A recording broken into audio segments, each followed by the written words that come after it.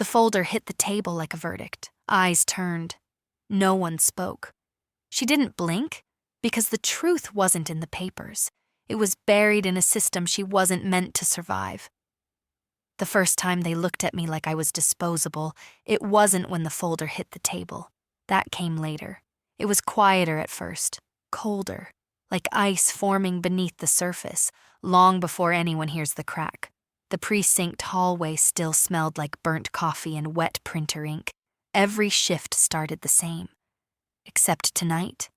Tonight, Captain Mears didn't even look at me when I clocked in. No nod, no sarcasm, just a tight-lipped silence that pulled the air out of the room. I dropped my bag beside my desk, the one right next to the broken vent that hummed at 58 decibels all night. I was about to log my first observation for the Internal Affairs watch list when I saw them.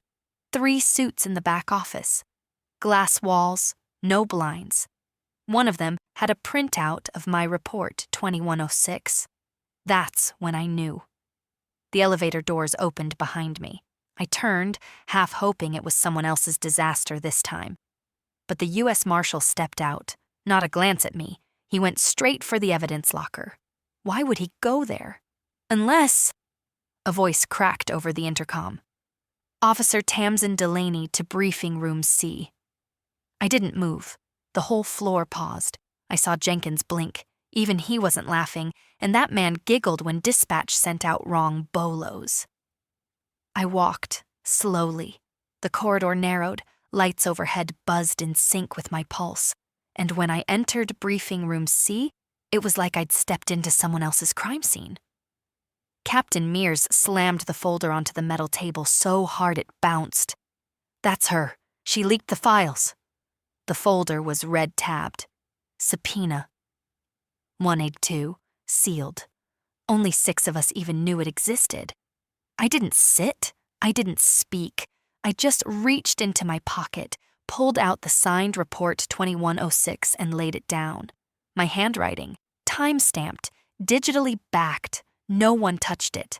Where were you between 2045 and 22? Mears asked. Off-site, I said. Check the building entry log. The silence that followed stretched so long it cracked. One of the suits picked up his phone, probably pulling the access log. I hoped he did. I wanted them to see. Because the truth was about to get very uncomfortable. 2 hours later, the Internal Affairs investigator was still in my inbox. My report had been cross-checked with the evidence locker audit. And at 0317, the U.S. Marshal requested the access log. I was never in the building, but someone was, and they had my credentials. Whoever set me up knew exactly where to find the cracks in the system, and they made sure I fell through every single one of them. The lights flickered. I checked my watch. It was 0402. By 0515, the report had reached the prosecutor. I didn't expect him to call, but he did. His voice was dry, like paper. She wasn't even in the building. Drop it. Click, but it wasn't dropped. Not for me. Not even close. You think your badge protects you until the system behind it turns quiet. And that silence, that's the sound of someone burying your name in someone else's crime. They didn't apologize. They never do. When the prosecutor's message came through, drop it, you could feel the relief ripple through the command room like someone had exhaled for the first time in hours. But for me, it wasn't over. It was never just about the accusation. It was about what the accusation revealed. I wasn't safe. Not in that building. Not under that badge. Not in a system where silence spoke louder than any radio call. I sat at my desk like nothing had happened. Like I hadn't just been accused of betraying my unit. I reopened my terminal, the cursor blinking like a dare. And then I pulled up the internal surveillance request logs. You see, if someone forged my access credentials to get into the system and leak Subpoena or run 2180, they didn't just risk exposure. They had to be certain Internal Affairs wouldn't look deeper, which meant they had someone on the inside. The audit trail was clean. Too clean. My building entry log was untouched until I made noise. That's not how it works. Every scan leaves residue, a handshake with the server, a ping in the access log, a line of time code. But mine? Omitted, as if I'd never existed that night. I called up a restricted maintenance ticket from the same time frame, an anomaly in the power grid logged at 21:03, 3 minutes before the timestamp on my report 21:06. Coincidence? Not in our world. The timing was too perfect. The leak happened during a blackout in the surveillance subnet. I wasn't the target. I was the cover. By sunrise, I had a list of the 6 people with access to both the evidence locker and subpoena, Munak Yuwandane. Only 2 of them had override authority for maintenance tickets, and one of them was Mears. But if the captain was part of it, why throw me under the bus so publicly? Unless he didn't know the real leak was someone in his own office. At 0847, I ran a system-wide query, flagged every access credential used between 2030 and 2230. One set of credentials pinged twice, once from the East Wing and again from the secure vault area. But according to the schedule, that officer was off duty and had signed out. I printed the page, just one. It didn't say much, just a name, a time, a location, and a key swipe that shouldn't exist. The officer? Detective Lara Voss. She trained me. She vouched for me. She gave me my first tour of the evidence locker, and now she might be the only person who knew how to destroy me without leaving fingerprints. I opened my drawer, pulled out the old backup phone I hadn't touched since my academy days. No GPS, no department logins, just one contact still saved under a fake name. Uncle Ray. He wasn't my uncle. He was a systems analyst who once owed me a favor for keeping his sealed DUI off the radar during an HR clearance audit. I texted one line. Can you pull deleted badge entries from 21 of yesterday? The reply came within 5 minutes. You have no idea how deep this goes. Check your inbox and be careful. Be careful? That's what they say when you're already in the crosshairs. They tried to erase me from the timeline. But they forgot one thing. I still remember everything. And if I can remember it, I can prove it. Think you've figured out who's pulling the strings?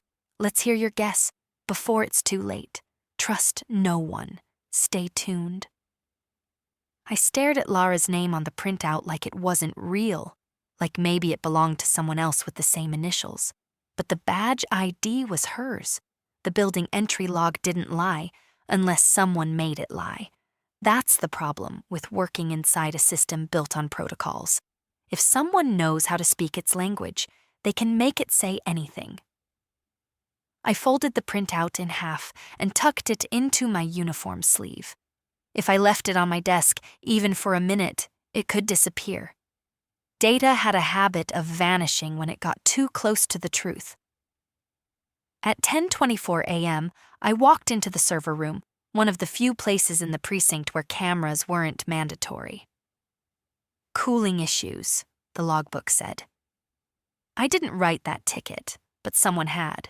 Someone wanted me to find something or be caught. I keyed in the override code, the one only a few of us had. The blue light blinked once, then opened. It smelled like dust and paranoia in there. Cool metal racks buzzing with secrets. I plugged in the backup phone and pulled up the packet Ray had sent.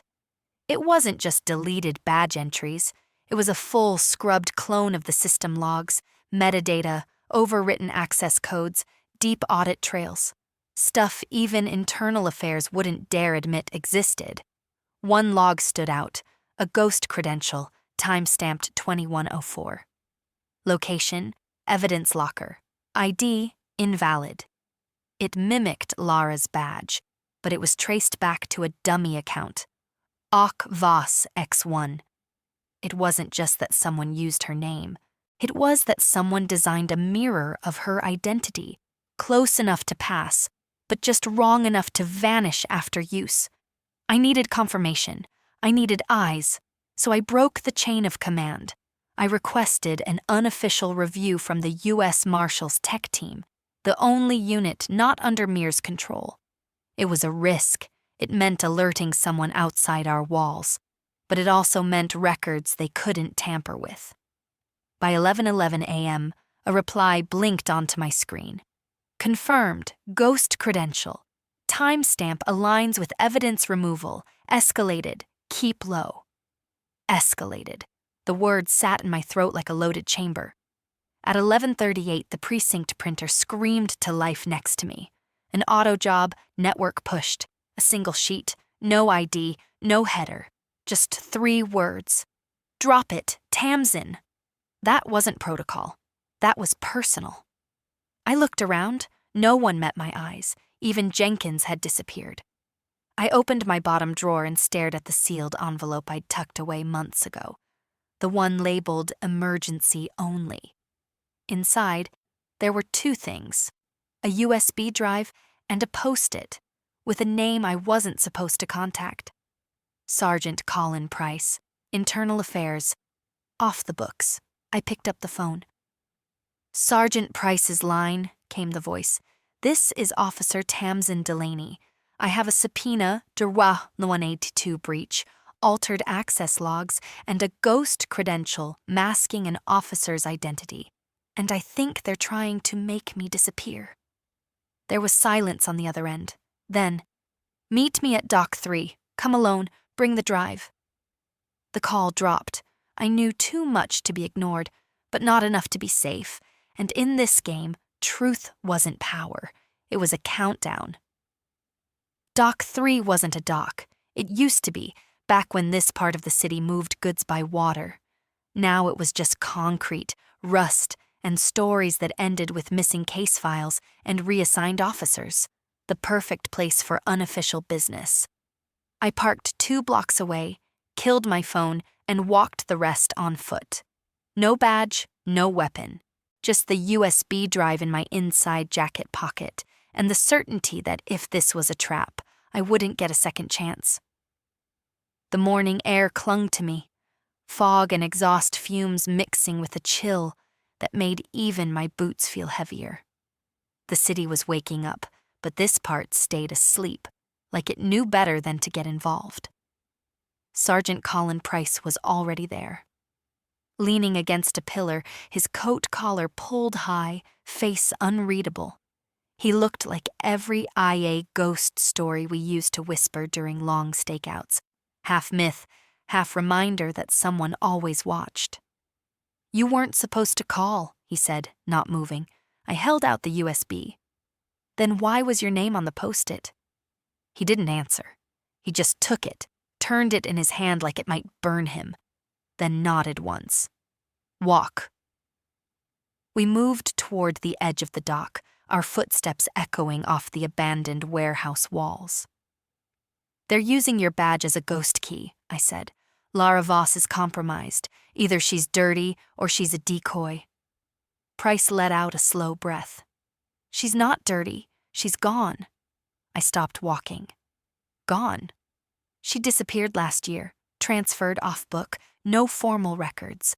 1 month later, her credentials started ghosting entries and access logs across 3 precincts. Subpoena 182 isn't the first file someone used her name to steal. The ground shifted under me, not literally, but in the way your reality tilts when you realize you've only been seeing the surface. She was training me, I whispered. Price turned. Then someone knew you'd trust her. That's why they picked you. They needed a face to frame, one with clean hands, steady record, and just enough curiosity to notice something wrong, but not enough power to stop it. The words hit harder than I expected, not because they were new, but because they weren't. I'd felt the cold shoulder from HR, the silence from admin when I requested camera backups, the way my printer queue suddenly needed 2-factor clearance just to spit out a standard report. The system wasn't broken. It was working exactly as designed to protect itself. "You think Mears is part of it?" I asked. Price hesitated. "He's not smart enough, but he's scared, and scared men follow orders, especially the kind they don't have to write down." He reached into his coat and handed me a file. Unmarked, thin. Inside, photocopies of deleted maintenance tickets, ghost credential pings, and a printout of my report 2106, circled in red ink. "Keep this hidden," he said. "The Marshal's already watching. If they think you're going rogue, you won't make it to your next shift." I nodded slowly. "What do I do now?" "You disappear," Price said, "and you watch, quietly. When they move next, we move with them." As I turned to leave, my pulse echoed in my ears, a steady drumbeat of survival. They tried to delete Lara. Now they were trying to delete me. But I was still here, and I was done playing quiet. If they wanted to silence me, they should have shredded everything, but they forgot the one file they couldn't erase: me. The file Price gave me felt like poison in my hands. Not because of what was inside, but because I knew what it meant the second I touched it. This wasn't just about Subpoena the VAR 1182 anymore. This was a system breach wrapped in a uniform. I didn't go home. I couldn't. Instead, I checked into a hotel on the edge of the district. Cash only, no ID, no digital trail. The walls were paper thin, the carpet smelled like bleach and cigarettes, and the night manager didn't ask questions. That made it perfect. I spread the file across the narrow desk, pinning the pages down with an old coffee mug and the lamp base. There were patterns, hidden beneath redactions, embedded in the gaps, not the entries. Deleted badge logs, conflicting timestamps, repeated override attempts logged under invalid users, all clustered within a 3-minute window of every major file disappearance in the past year. And every single one of them tied back to me, not directly, but close enough to raise questions, enough to whisper maybe, enough to stall a promotion, enough to keep internal affairs too distracted watching me to notice what was happening beneath their own servers. Someone had spent months building a shadow trail behind me, piece by piece, digital lint woven into an invisible noose. At 02:12 a.m., my burner phone buzzed. A message, unknown number. "Check locker 38C Terminal 4, Sunrise." No name, no instructions, no emoji. That's how you knew it was real. I didn't sleep. By 05:27, I was at Terminal 4 of the downtown bus station, eyes covered with a gray hoodie and heart pounding louder than the announcements echoing off the tiled walls. I kept walking like I had somewhere to be. People trust movement. Stillness attracts suspicion. Locker 38C was scratched, dented, and half stuck. I forced it open. Inside, a disposable phone, a printed map with 3 addresses circled in red. A flash drive taped to the inside wall. Nothing else, no message, no sender, just coordinates. The first address was the precinct. The second was the private server farm used by off-site backup systems, one only a few knew existed. The third? It was Lara Voss's old apartment. That's when my stomach dropped. Not because I'd been there before, but because she always said she never lived alone. So who was living there now? And why had they kept the lease open? I got back in the rental car I'd picked up under a false name and drove without blinking. By the time I reached her building, it was 06 and 02. The sun wasn't up yet, but the city was stirring. I parked 2 blocks away and walked the rest, fast. Inside, the hallway was dim, yellowed by old bulbs and cheap wallpaper. Apartment 6B. The number plate was new, too new. I knocked once, no answer. Knocked again, footsteps. Then the door opened, slow, cautious, and standing there was Lara, hair shorter, eyes tired, but alive. She looked at me like she'd already read every file I was about to show her. "Tamsin," she said, "you shouldn't have come." I didn't breathe. I didn't blink. "You're supposed to be gone," I whispered. She nodded once. "So are you." When the system can't kill you, it buries you. But some of us learned to crawl through the dirt. I stepped inside, and Lara locked the door behind me, deadbolt, chain, and a slide bar. The windows were covered with blackout curtains, and the only light came from a desk lamp with a red bulb. There was no TV, no music, just the low hum of a fan and the silence of someone who hadn't spoken to another soul in days, maybe weeks. She didn't ask why I was there. She didn't need to. She just pointed to the couch. I sat. "You kept the lease," I said, scanning the room. "Why?" "I didn't," she replied. "It was never mine." I blinked. "Whose is it then?" She looked at me like I hadn't caught on yet. "Theirs." That landed like a punch to the chest. "You're saying I was never supposed to come back here, but they needed a place to stash a ghost." She handed me a folder. Handwritten notes, photos, copies of deleted internal affairs memos, even a doctored building entry log. Hers. My name appeared in 2 entries, ones I never made. "They've been building digital doppelgangers," she said. "Clones, just good enough to override a system, not good enough to withstand a real audit. And if someone questions it," I asked, "they disappear, or the question does." I ran my fingers through my hair, trying to slow my thoughts. The map, the drive, the timing. Someone wanted us to meet. Someone was done hiding. She watched me closely. "Tamsin, who gave you the flash drive?" I hesitated. "A contact. Ray, systems analyst." She frowned. "Ray's been missing for 4 days." The air collapsed. I reached into my jacket and pulled the drive out. Lara took it with a trembling hand and plugged it into a stripped-down laptop. No Wi-Fi, no ports, just a battery and old-school OS. The screen flickered, then came a folder labeled Echo Build. She clicked it. Inside, deleted access logs from multiple precincts. Ghost badge entries dating back 18 months. A pattern of evidence manipulation tied to 6 sealed subpoenas. And a redacted name listed under the header, Primary Access Node. The name wasn't visible, but the file ID matched something else. Subpoena. No 182. I grabbed the paper. "This connects to Mears." "No," Lara said, voice low. "It connects to whoever owns him." The printer in her closet whirred to life. We hadn't touched it. We hadn't sent anything. A single sheet came out. "Stop digging. Final warning." There was no signature, no origin, just those words. We froze. Then the power cut. The lamp went dark. The laptop went black. The hum of the fan vanished.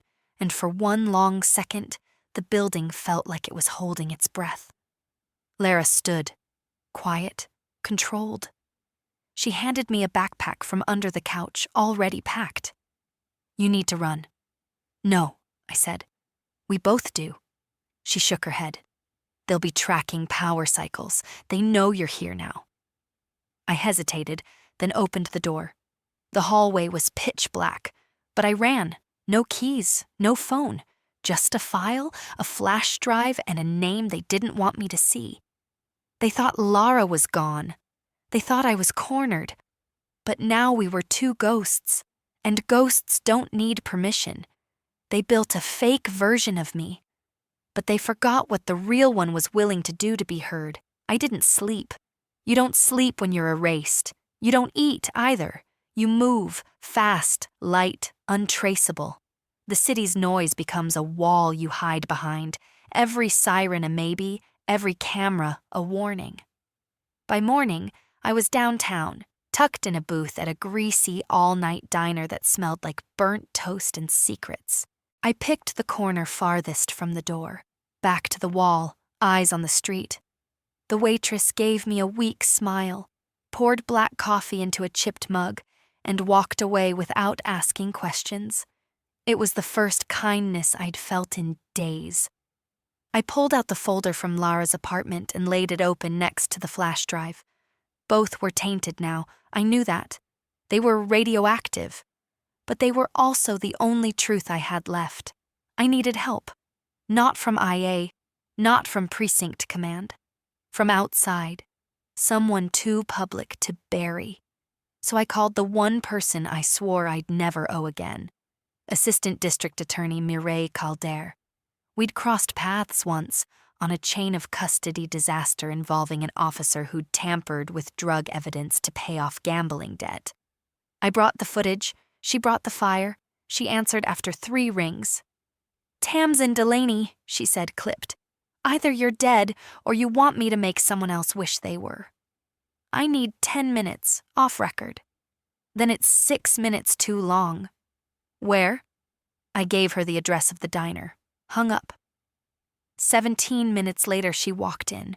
Gray suit, no makeup, attitude like a scalpel. She slid into the booth opposite me, glanced at the flash drive, and leaned in. "Talk." So I did. I told her everything. Lara, the ghost credentials, the forged access logs, the shadow file tying Subpoena No. 1182 to someone higher than Captain Mears. When I finished, she sat back slowly. Eyes sharp, expression unreadable. "They're building an erasure pipeline," she muttered. "One that loops blame, deletes audit trails, and leaves the wrong names holding the bag." "They already tried," I said, "and they're not finished." She picked up the flash drive, rolled it between her fingers. "This will burn people, maybe careers, maybe lives." "Good." She gave me a long look. "You understand what happens if I go public? I vanish for real this time." "No," she said. "You become dangerous. To them." Calder pulled out her own phone and tapped a message. Then, "I need to verify this through the U.S. Marshal's Digital Crimes Unit, quietly. If they confirm even half of this, I'll file a suppression injunction on Subpoena under 1182 and open a federal leak investigation. And until then, you disappear, but not alone." She slid me a card, embossed, gold lettering, no logo, just a number. "Call this if you feel the floor shifting. They'll get you out. Once." She stood to leave, but then paused. "Tamsin, if this goes sideways, you'll be the first suspect and the last witness. You sure you're ready for that?" I looked at her. I already was. She left. I stayed. The coffee had gone cold. The diner's hum faded into the roar of early traffic. Across the street, a black sedan idled for too long. They knew I was still breathing, and that meant they'd come faster now. But I wasn't hiding anymore. I was watching back. The black sedan didn't move for 7 minutes and 13 seconds. I watched the driver sip from a styrofoam cup, glance at his watch, check the rearview mirror. He wasn't lost. He was waiting. For me, or for the signal that I'd made my last move. I slid out the side entrance of the diner, ditching the burner phone in the garbage behind the kitchen. Every step I took felt borrowed, like I was walking on someone else's time. By the time I reached the safe house Calder had arranged, a storage unit disguised as a records consultancy, I was already reviewing what I knew. Not what I guessed, not what I feared, what I knew. Lara was alive. My badge was cloned. Subpoena, No. 1182, was just one of 6. Internal Affairs had seen the logs and looked away. Someone had built a profile of me months in advance. You don't do that to someone unless you're planning to destroy them, quietly, efficiently, without a trace. And now they were behind. I'd gotten out ahead. That meant someone up the ladder was panicking. Inside the safe house, there was no furniture, just a steel desk, a second-hand desktop, and a fresh pot of black coffee warming on a hot plate. No windows, one vent, a space made for thinking, not feeling. I plugged in the flash drive again. This time, I searched the metadata for the redacted file IDs. One stood out, cross-referenced between two systems, Precinct Communications Archive and Personnel Record History. It had been labeled simply, Delaney, Predictive Risk Evaluation. I opened it. Inside were logs, months' worth of predictive flags. Requests for additional case access, flagged. After-hours terminal activity, flagged. Unexplained command line behavior, flagged. They'd been watching me long before the leak, not because I was dirty, but because I was curious, because I noticed things. I wasn't framed for what I did. I was framed for what I might do. That's when I found the name. Not Mears, not Lara, not even Calder. Deputy Chief Arlo Vetchner, head of compliance, control of audit pipelines, signature authority on internal badge provisioning, and, 6 months ago, promoted to special liaison with the DOJ's Digital Oversight Committee. If someone needed to build a silent erasure loop, Vetchner was the architect. I took a breath, steady, cold, controlled. Then I opened a secure browser and sent one message to Calder. Vetchner, 1182, pull his clearance logs. Her reply came 5 minutes later. Already did? His access matches the missing subpoenas. I'm authorizing a sealed audit and a full chain of command freeze. Do not contact anyone, not yet. I stared at the screen. My hands shook, not from fear, from relief, from rage, from something between the two. Because now I had a name, a living, breathing piece of the machine. Across the room, the desktop fan cut out. Then the overhead lights flickered once, then again. I reached for the burner she'd given me, but the line was dead. And somewhere, not far from the door, I heard a soft click. They'd found me. But this time, I was ready. They built a system to catch threats before they happened. But in trying to erase me, they created one. The click wasn't loud, but it was real. A lock disengaging, not the deadbolt. The outer latch. I killed the lights, grabbed the flash drive, slid the desk chair into the corner, out of view from the door, just like Lara taught me.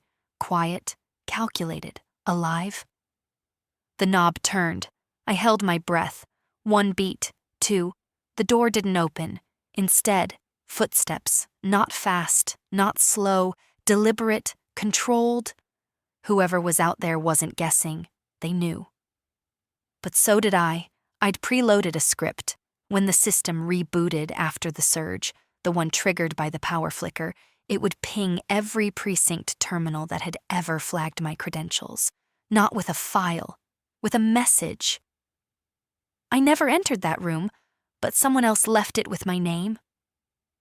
If they were going to bury me, I'd make sure the coffin screamed. I reached under the desk for the emergency exit hatch Calder's people had installed. It wasn't large, but it was enough. I dropped into the maintenance crawl space, dragging the drive and my breath with me.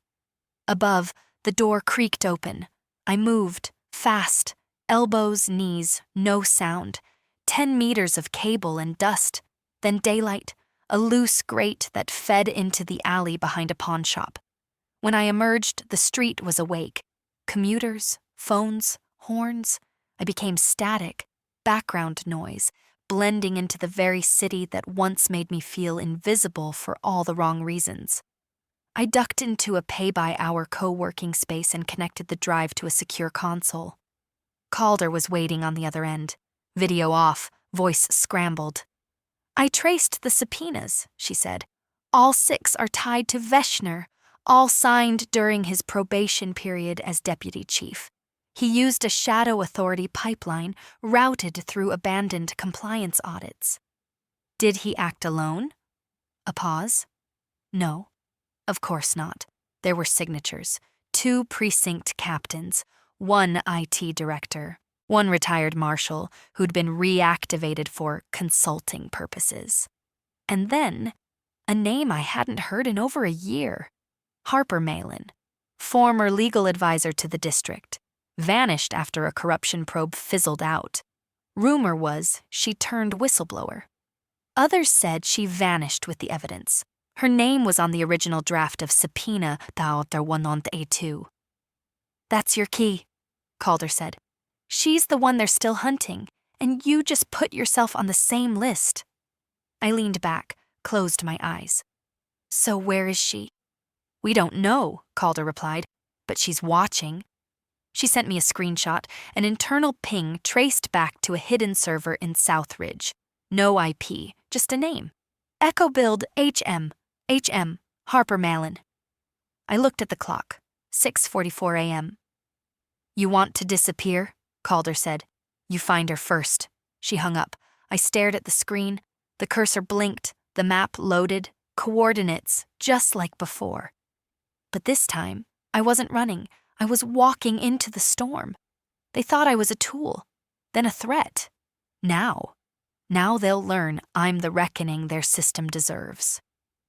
The coordinates led me to the edge of South Ridge, past the last security camera, beyond where the city pretended to care.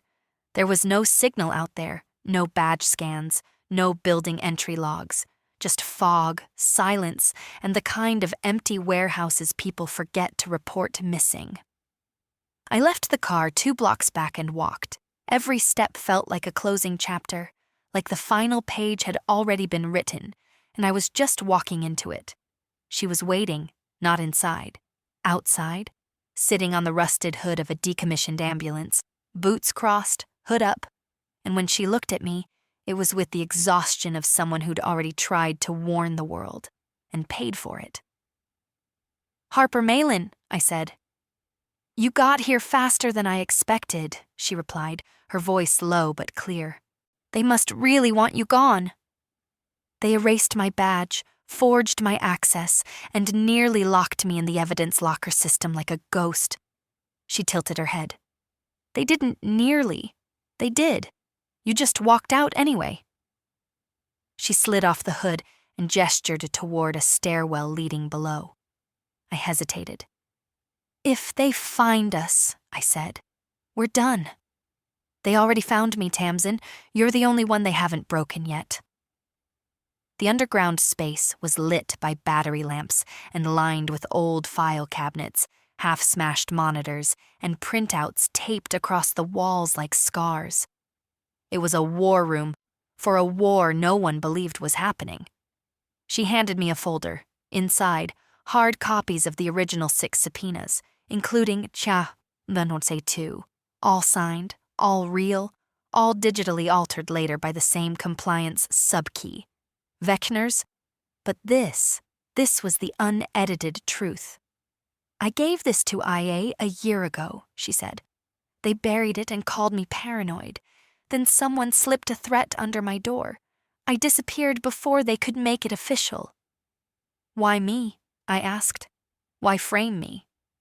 Because you were clean, too clean, the perfect controlled burn. They knew you'd chase the thread. And if you burned out, the system could move on. And if I didn't? She smiled, tired, proud. Then we'd have a shot at taking the whole rot down. A sudden noise upstairs, footsteps. She moved fast, back to the wall, hand on the emergency breaker. I grabbed the flash drive, backed up the folder, shoved the original files into a fireproof pouch she slid across the table. We split, she said. Different exits. If one of us makes it out, this still gets out. I nodded once. Then the lights died. Footsteps grew louder. I ducked through the east exit, every breath jagged, heart drumming like it wanted out of my chest. I didn't look back, not because I didn't want to, because I couldn't afford to. Outside, the fog had thickened, sirens in the distance, no way to know if they were for me. I made it back to the car, started the engine. A single message flashed onto the burner phone from an unknown number. Package received. Upload in progress.